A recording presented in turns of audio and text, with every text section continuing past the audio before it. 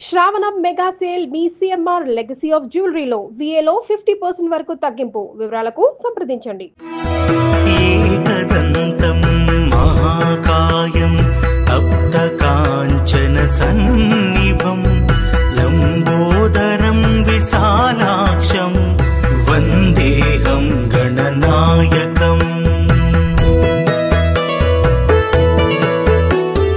AVC hospital సమర్పించు Vinayaka Chavithi special ఎపిసోడ్కి స్వాగతం.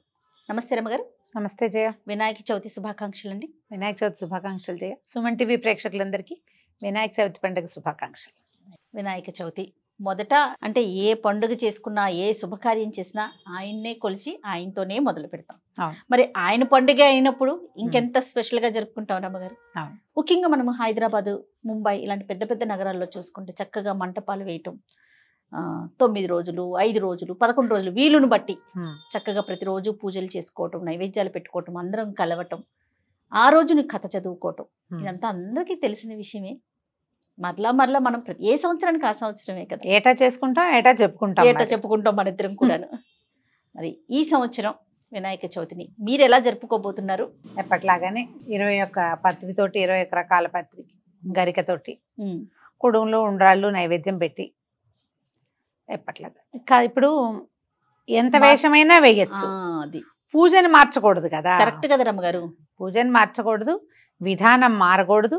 వాళ్ళెవరో చేసేవి, వీళ్ళెవరో చేసేవి, వాళ్ళు చేసింది ఏదో కలర్ఫుల్గా బాగుందని చేయకూడదు.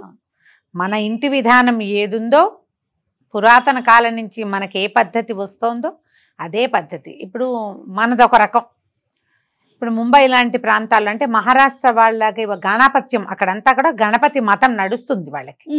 వాళ్ళు స్వామిని తెచ్చుకోవడం, ఇంటికి తెచ్చుకోవడం కూడా మేళతాళాలతో తీసుకొచ్చి మళ్ళీ బిదాయి కూతురిని సాగనంపినట్టు అబ్బాయిని గణపతిని సాగనంపుతారు. వాళ్ళ విధానం వేరు, మనకొక విధానం ఉంది. మనం మట్టి గణపతిని పూజించే వాళ్ళ ముందు నుంచి మట్టి గణపతినే పూజించుకోవాలి. ఏమి ఇదివరకు చేసేవాళ్ళమో అదే పంధాన్ని మనం పాటించాలి, అంతే. కాస్త అంటే రోజు రోజుకి కాస్త ఓపిక తగ్గితే విధానం కొంచెం అంటే చేసే పద్ధతి ఏదైనా తగ్గించుకుంటామేమో కానీ కొత్త మెరుపులకు మాత్రం పోవద్దని చెప్పుకుంటాం. మార్చద్దు. ఓపిక లేకపోతే తగ్గించుకోండి, ఓపుకున్నంతే చేయండి, ఎంత పట్టుకుంటే అంత మటుకు. ఎట్లా రమ్మగారు, మీరు ఆ రోజే తెచ్చుకుంటారా? మేమైతే పండుగ రోజే ఉదయమే స్నానం చేసి వెళ్ళి వినాయకుడిని తెచ్చుకుంటాం. మా పద్ధతి కూడా అంతే చేయ. అంటే వినాయకుడు మన ఇంట్లో నిద్ర చేయకూడదు అంటాం. పూజింపబడ్డాక నిద్ర చేయొచ్చు, పూజకు ముందు నిద్ర చేయకూడదని ఉదయమే. మా ఊర్లలో ఏంటంటే, నా చిన్నప్పుడైతే మేము వడ్లబత్తుల వారిని ఉండేవారు.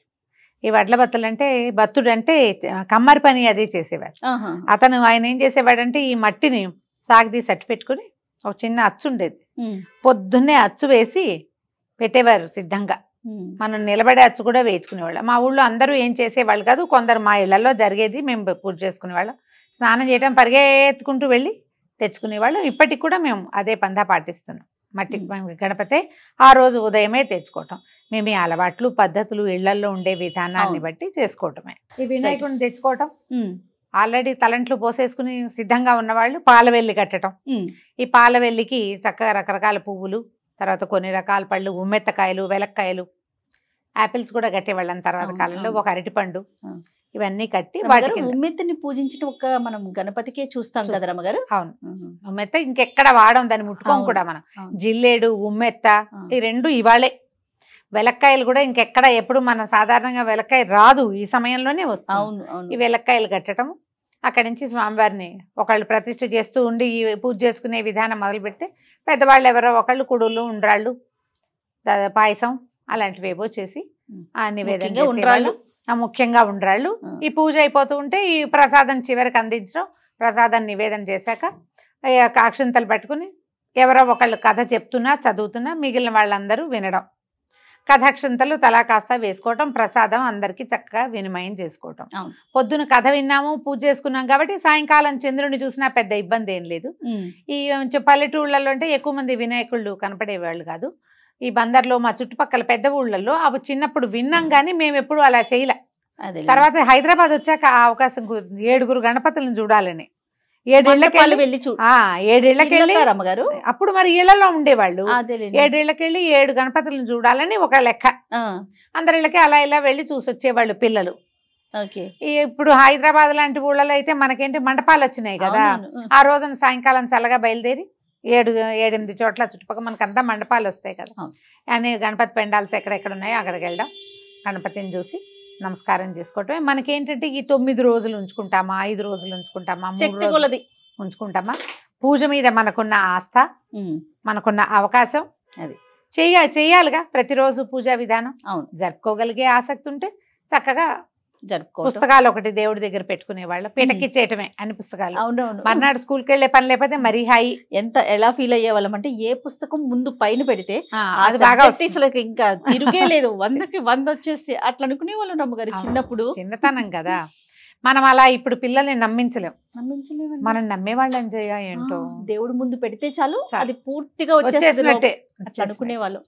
మనకు అసలు చెప్పేవాళ్ళు, వాళ్ళు చెప్పటం కాదు వినేవాళ్ళం. అది ఆ నమ్మకం ఉండేది. పైగా ఫ్రెండ్స్ చెప్పినా నమ్మేవాళ్ళం.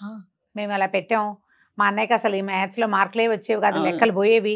కానీ గణపతి పుస్తకం దగ్గర పుస్తకం పెట్టి ఓంకారం రాశారు మా నాన్నగారు. ఆ తర్వాత మా అన్నయ్యకి 50 మార్కులు వచ్చినాయి. అది మేము స్వస్తి వేసుకునేవాళ్ళు. స్వస్తికి వేసుకోవచ్చు, ఓంకారం వేసుకోవచ్చు, రాసుకోవచ్చు. దేవుడి దగ్గర పుస్తకాలు పెట్టి దండం పెట్టుకుంటే చదువు బాగా వస్తుందని. గణపతి ప్రఖ్యాతంగా జ్ఞానప్రదాత. బుద్ధి సిద్ధి బుద్ధి అంటారు కదా, బుద్ధి వస్తుంది. బేసిక్ పాయింట్ ఒకటి చెప్పాలి గణపతికి. ఇక్కడ గణపతి ఆరాధన వల్ల కుదురు వస్తుంది, మనుషులకి బ్యాలెన్స్ వస్తుంది. ఈ బ్యాలెన్స్ కుదురు గణపతి ఇస్తాడని చెప్పడానికి ప్రధానమైన కారణం ఏంటంటే, మానవ దేహంలో చక్రాలు ఉన్నాయి, షట్చక్రాలు ఉన్నాయి. షట్చక్రాల పైన సహస్రారం ఉంది, 7వ చక్రం. అది తల్లో జేజం అంటాం కదా, ఆమె పైన ఉందని. ఈ 7 చక్రాల్లో మొట్టమొదటిదైనటువంటి మూలాధార చక్రంలో ఉంటాడు గణపతి. ఈ మూలాధారం ఎక్కడుంది? మానవ దేహంలో బేస్ పార్ట్ అది. ఇక్కడ గనక సరైన ఆరాధన అర్చన జరిగితే కుదురు వస్తుంది. మిగిలిన చక్రాల తర్వాత ముందు అసలు కావాలి కదా మనకు కుదురు. అదే కదా, అందుకని మనం గుంజేళ్ళు తీస్తాము, ప్రదక్షిణాలు చేయిస్తారు. మొదట ఓంకారం అనగానే మనం శ్లోకం చెప్పుకుంటాం, శుక్లాంబరధరం చెప్తారు. నిజానికి అది పరతత్వాన్ని, పరమాత్మతత్వాన్ని బోధించేది, లేదా విష్ణువుని బోధించేది శుక్లాంబరధరం శ్లోకం. కానీ మనం ఏం చేస్తాము, వినాయకుడికే ప్రఖ్యాతంగా చెప్పుకుంటాం. అవును రమ్మ గారు, వినాయకుడు పరతత్వాన్ని బోధించేది, పరమాత్మ యొక్క తత్వం అది. విష్ణువు కూడా దగ్గరగా ఉంటుంది. కానీ గణపతికి దాన్ని మనం అనుసంధానం చేసుకుని గణపతి శ్లోకంగానే చెప్పుకుంటాం. ఏదైనా పని మొదలు పెట్టాలి మొదటి శుక్లాంబరధరంతో మొదలు పెడతాం. గణపతి ఆరాధన మనకి కుదురుని, స్థిమితాన్ని ఇస్తుంది. ఆరాధన చేసుకోవాలి అంతే, ఎలా వస్తే అట్లా. ఇప్పుడు దీంట్లో కూడా ఒక లెక్క ఏం లేదు జయ. అవును, ఇంతే చెయ్యాలి, ఇదే చెయ్యాలి లేదు. గణపతికి సింపుల్ నివేదనలు చేస్తాం. పెద్ద నూనె లేదు, నెయ్యి లేదు, హైరాన్ లేదు, మసాలాలు వేపుళ్ళు గంటల తరబడి పని లేదు. బేసిక్ విషయమే కదా. ఏమిటి? కుడుములు, ఉండ్రాళ్ళు అంతే. తర్వాత పూజకు కూడా నీకు 21 పత్రాలు దొరకలేదు, పువ్వులు లేవు, గడ్డిపోసలు పెట్టు చాలు. ఆయనకి గరిక పెట్టినా గణపతి ప్రసన్నుడవుతాడు. అంటే నీకు శ్రద్ధ కావాలి. శ్రద్ధతో నువ్వు గడ్డి సమర్పించిన భగవంతుడు ప్రసన్నుడవుతాడని చెప్పడం. మనకు అసలు మామూలుగా ఏం చెప్తారు, త్రిమూర్తుల తర్వాత గణపతే ప్రధానమైన వాడు, అంతే కదా. మనకి బ్రహ్మ విష్ణు మహేశ్వరుల తర్వాత అంత ఆరాధనీయుడు గణపతి. మన జీవనాధారం ఆయనే కాబట్టి ఆహారం కావాలి మనకి, పంటలకి దేవుడు ఈయన, సస్యదేవుడు అంటారు గణపతి. అందువల్ల మనం గణపతి ఆరాధన తప్పకుండా చేసుకోవాలి, అలవరుచుకోవాలి. దండం పెట్టుకో కనీసం కదా, అంతే. ఎన్ని రకాల సమస్యలో తీరుస్తాడు గణపతి. ప్రధానమైన సమస్య మన బుద్ధి జ్ఞానం. అసలు అది కావాల్సిందే అది కదా రమ్మగారు. ఎంత సంపద ఉన్నా ఏదున్నా బుద్ధి అనేది లేకపోతే ఇంకేముంది ప్రయోజనం లేదు. కాబట్టి బుద్ధి కోసమైనా గణపతి ఆరాధన తప్పకుండా చేసుకోవాలి. మీ ఇళ్లలో ఎలాంటి ఆరాధనా విధానం ఉంటే ఇంచుమించు అందరిది ఇదే ఉంటుంది. అవును, ఈ గణపతి పూజ రోజునే, ఇవాళ వినాయక చవితి రోజునే మనం 21 పత్రాలు పేర్లు కూడా కొన్ని అసలు మనకు తెలియని కూడా తెలియదు. అవునవును, ఈ ఒకరోజు తెలుసుకుంటాం. పత్రం పేరు చెప్పి ఆ పత్రం దొరకకపోతే ఏ పత్రం దొరికితే ఆ పత్రం పెట్టండి. లేవు దాని బదులు అక్షింతలు అని చెప్పండి, కానీ పత్రం పేరైనా తలుచుకోవాలి మనం. నామని చెప్పి అర్కపత్రం సమర్పయామి అంటాం. అర్కపత్రం అంటే జిల్లేడాకు. లేదనుకో అర్కపత్రార్థం అక్షతాన్ని సమర్పయామి, అక్షింతలు వేయి. కానీ నామము పత్రం పేరు తప్పకుండా చదువుకోవాలి. ఆకులు లేవు కాబట్టి మానేయద్దు. ఓకే. దూర్వాయుగ్మ పూజ చేస్తాం. దూర్వాయుగ్మ అంటే 2 గరికపోచలు సమర్పించడం, ఆ నామాలన్నీ చదవాలి. అంగపూజ చేస్తాం గణపతికి, అది చేయాలి. తర్వాత ఈ 20 ఏకవింశతి పత్ర సమర్పణ, ఎన్ని పత్రాలు ఎన్ని రకాలు దొరికితే అన్ని సమర్పించడం. ఏది దొరకలేదు దానికో నమస్కారం, నామం మాత్రం తప్పకుండా చెప్పుకుని పూజ జరుపుకుంటే చక్క కుడుములు ఉండ్రాళ్ళు చేసి కొద్దిగా పాయసం చేసి గారెలు బూర్లు ఏం అక్కర్లే గణపతికి. ఇవి ఉంటే తర్వాత ఏదైనా పళ్ళు గిళ్ళు పనస నారికేలాది జంబూ ఫలాలు పెట్టాలట. పనస అందుకని పనస దొరకపోతే పంపర పనాస పెట్టుకుంటాం మనం. నారికేలం అంటే కొబ్బరికాయ, జంబూ ఫలం అంటే నేరేడు పళ్ళు. నేరేడు పళ్ళు వర్షాకాలం దొరుకుతాయి, అవును, అది పెట్టుకోవచ్చు. మన ఇష్టం, మన అవకాశం, ఏది ఉన్నా సరే ఆయనకి సమర్పించుకోవాలి. పళ్ళైనా సమర్పించి పూజ ముగించుకుంటే సరే. తర్వాత కథ చదువుకోవటం. ఇందులో మన సాధారణంగా వ్రతాలు అన్నిట్లలో కూడా వ్రత కథ చదవటం ఒక విధానం కనపడుతుంది. అవునవును. వినాయక వ్రత కల్పనలో ప్రఖ్యాతంగా చెప్పబడేది కథే. అవును, పూజ చేతొచ్చినట్టు చేస్తారు. ఈ కథ చదువుకుంటే శమంతకోపాఖ్యానము అవి చదవటం వల్ల ఏంటంటే ఆ రోజు రాత్రి చవితి చంద్రుడిని చూస్తే వచ్చే నీలాప నిందలు రాకుండా ఉంటాయని. అవును, ఎందుకంటే మనం కృష్ణుడి గాథ చెప్పుకుంటాం, ఆయన ఎట్లా తన ఇబ్బందిని పోగొట్టుకున్నాడు ఈ కథలో వింటాం. కాబట్టి అక్షతలు స్వామివారికి సమర్పించి కథ విని శ్రద్ధగా కొన్ని అక్షంతలు మిగిల్చుకుని ఆ అక్షతలు కనుక తల మీద వేసుకుంటే ఎవరు కథ వినలేదో వాళ్ళకి కనీసం అక్షతలైనా వేయండి అంటారు. కానీ కథ వినడమే ఇంపార్టెంట్ అని నేనైతే భావిస్తాను. ఖచ్చితంగా ఒట్టి కథాక్షంతలు వేసుకుంటే మీకేదో వచ్చేస్తుంది అనుకోవద్దు. వినటానికి ప్రయత్నం చేయాలి కదా, కథ వినటానికి ప్రయత్నం చేయాలి. సొంతంగా చదువుకోండి, ఎవరైనా చదివితే వినండి, చెప్తే వినండి. అయితే ఈ సంవత్సరం మన సుమన్ టీవీ ప్రేక్షకుల కోసం మీ ద్వారా ఆ కథని అందించాలనుకుంటున్నాను రమ్మ గారు. నేను చేద్దాం. పూర్తి కథా విధానం కూడా మీ విధానంలో మనం చూపిద్దాం. అలాగే. సో ఆ అక్షింతల్ని సాయంత్రం వేసుకోవటం, అప్పుడే పూజ అవుతూ ఉండగానే అక్షతలు వేసుకోవటం, తర్వాత ప్రసాద స్వీకారం చేసేసుకోవటం. ఇంకా ఎవరైనా ఇంట్లో ఉన్నారు, వాళ్ళు పనిలో ఉన్నారు, బయటకు వెళ్ళారు, కథాక్షింతలు అట్టే పెట్టండి, వేసుకుంటే సరిపోతుంది.